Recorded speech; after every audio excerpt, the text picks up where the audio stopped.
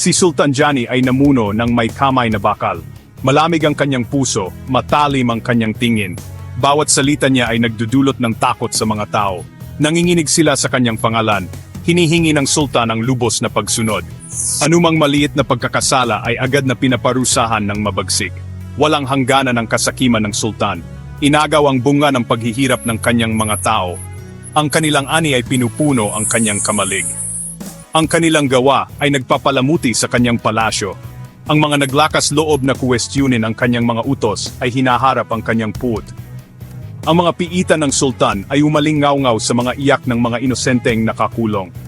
Ang amoy ng takot at kawalan ng pag-asa ay mabigat sa hangin. Para sa mga naglakas loob na sumuway sa kanya, nakalaan ang pinakamalupit at di pangkaraniwang mga parusa. Nagsilbi itong mga babala sa sinumang nag-iisip ng paglaban. Isang araw, isang mangingisda ang dinala sa harap ng sultan.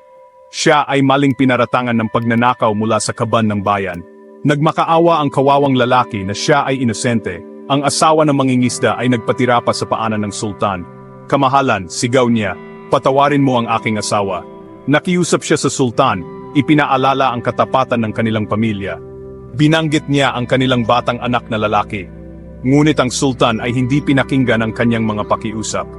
Iniutos niya na ipakulong ang mangingisda. Binalot ng kalungkutan ang asawa ng mangingisda.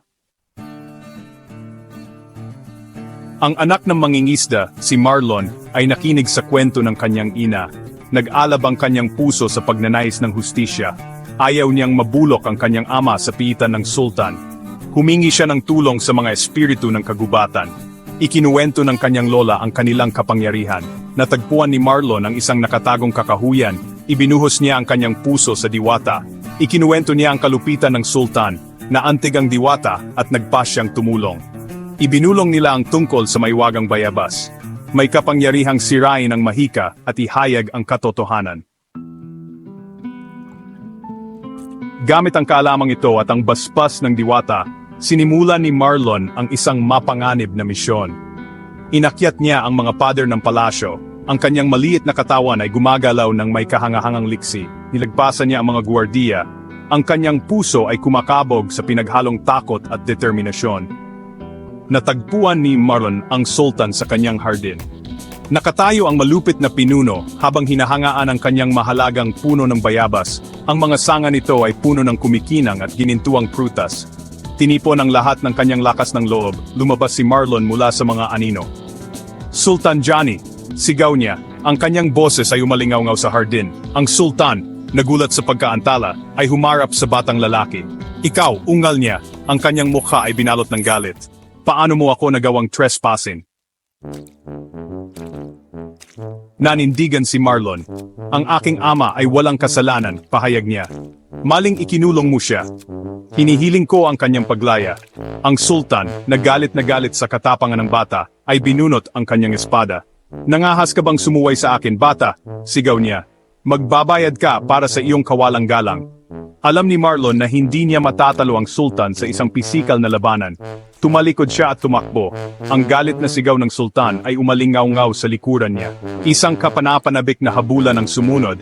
Ang maliit na katawan ni Marlon ay lumulusot sa masalimuot na hardin. Ang sultan, na nabulag ng galit, ay walang humpay na hinabol si Marlon.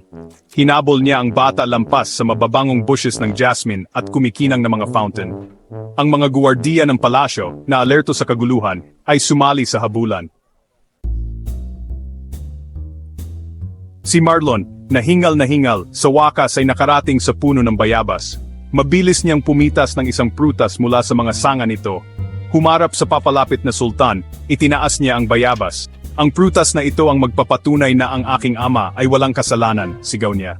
Ang sultan, na nilamon ng kanyang galit, ay hindi pinansin ang mga salita ng bata. Sinugod niya si Marlon, ang kanyang espada ay nakataas. Ngunit bago pa tumama ang kanyang espada, nadulas ang kanyang paa sa isang nalaglag na bayabas. Kasabay ng gulat na sigaw, natumba ang sultan, bumagsak siya sa puno ng bayabas, at nahulog ang maraming ginintuang prutas. Nawalan siya ng malay dahil sa impact. Nakahiga siyang walang kilos sa paanan ng puno. Ang kanyang malupit na paghahari ay tuluyang natapos. Kumalat ang balita tungkol sa pagkamatay ng sultan. Ang mga tao ay nagsaya.